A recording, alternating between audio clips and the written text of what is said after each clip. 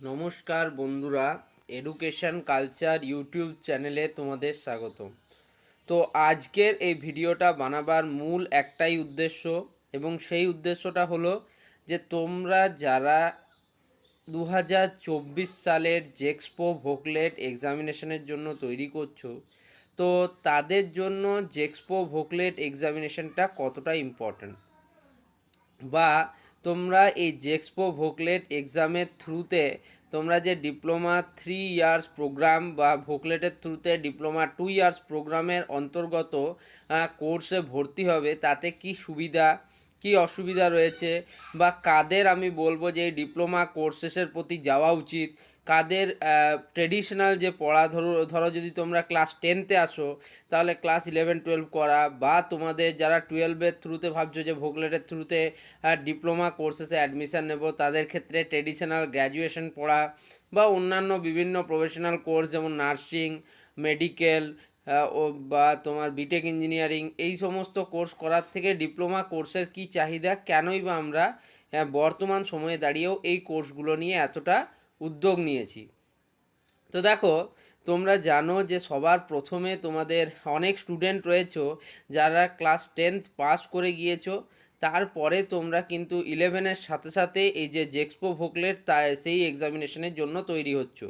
তো এই সমস্ত যারা স্টুডেন্ট রয়েছো তাদের আমি বলি যে তোমরা অনেকেই হয়তো মনে করবে যে জেক্সপো ভোকলেটের সাথে সাথে তোমরা পড়ার সাথে সাথে ক্লাস 12টাও পাস করে নেবে।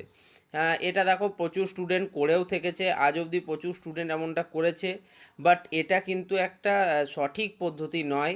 বিকজ তুমি কোনো একটা নির্দিষ্ট জায়গায় যখন তুমি তোমার অ্যাকাডেমিক সাবমিট করবে, তখন কিন্তু তোমার দেখা যাবে যে একই ইয়ারে তুমি কিন্তু জেক্সপো ভোকলেটেরও এক্সাম দিয়েছো, তাতে পড়ছো বা ডিপ্লোমায় অ্যাডমিশান নিয়েছো, এবং তার সাথে তুমি ক্লাস 12 পড়েছো, সেখানে কিন্তু একটা প্রশ্নের জায়গা চলে আসবে। ফলে যে কোনো সেক্ষেত্রে তোমার যে কোনো একটাই সার্টিফিকেট ভ্যালিড হবে। ওকে, বাট করে না এমন নয়, প্রচুর স্টুডেন্ট করে থাকে, প্রচুর স্টুডেন্টের কিন্তু এভাবে তারা বেরিয়েও গিয়েছে, তারা দুটো হয়তো জমাও দিয়েছে সার্টিফিকেট, বাট আমি বলবো তোমাদের জন্য এটা কিন্তু সঠিক পদ্ধতি নয়। এরপর দ্বিতীয় যে বিষয়, তো জেক্সপো ভোকলেট 2024 কাদের জন্য গুরুত্বপূর্ণ, কারা এই জেক্সপো ভোকলেট 2024-এ নিজেদেরকে মানে মনে করছো যে হ্যাঁ 100% আমরা কিন্তু এর জন্য রেডি হচ্ছি। তো দেখো, যে সমস্ত স্টুডেন্টরা বর্তমানে ক্লাস 10তে পড়ছো, অর্থাৎ ক্লাস 10th তোমরা বিভিন্ন টেস্ট পরীক্ষা কিন্তু অলরেডি হয়ে গেছে তোমাদের স্কুলে, তো তোমরা এখন হয়তো তোমাদের ফাইনাল এক্সামিনেশনের জন্য তৈরি করছো। তো তাদের ক্ষেত্রে একটা মূল অ্যাডভান্টেজ কি, মূল অ্যাডভান্টেজটা হলো যে অনেকটা যে জেক্সপো ভোকলেটের যে তোমাদের জেক্সপোর যে সিলেবাস, সেই সিলেবাসটা ক্লাস 10th ম্যাথামেটিক্স এবং ফিজিক্স এই পোর্শনটা কিন্তু প্রচণ্ড তোমাদের হেল্প করবে। ওকে, তার সাহায্যে আবার ইংলিশও থাকে, যেটা কিন্তু আশা করছি তোমাদের জন্য খুবই সুখকর হবে। তো এই হিসেবে বলছি, তোমাদের এই যে 3টে সাবজেক্ট রয়েছে এতে তোমরা কিন্তু খুব হেল্পফুল হবে তোমাদের জন্য। তাই যদি আমাকে বলো যে জেক্সপো এক্সাম দেওয়ার বেস্ট সময় কোনটা, তা সেক্ষেত্রে আমি অবশ্যই তোমাদেরকে বলবো যে জেক্সপো এক্সাম দেওয়ার সবথেকে বেস্ট সময় হচ্ছে ক্লাস 10th পাস করার পর। যদিও আগে কিন্তু এমন সুযোগ থাকতো না, আগে শুধুমাত্র 12 পাস করা স্টুডেন্টরা জেক্সপো দিতে পারতো, বা 10th পাস করা স্টুডেন্টরা দিতে পারতো। মানে আমি এখনকার একাডেমিক সেশনের কথা বলছি না, আমি ধরছি 2018-19 এই একাডেমিক সেশনগুলোতে কিন্তু এমনটা ছিল না। বাট তোমরা এখন বিভিন্ন ধরনের সুযোগ সুবিধা পাচ্ছ, এই সুযোগ সুবিধাগুলো তোমাদেরকে কাজে লাগাতে হবে। আর যদি আমাকে বলো যে জেক্সপো বা ভোকলেট এক্সামের সম্ভাব্য ডেট কি হতে চলেছে, তো সেটা মোটামুটি আশা করছি যে তোমাদের মে মাসের কিন্তু শুরু বা শেষে যে কোনো একটা সময় হতে পারে।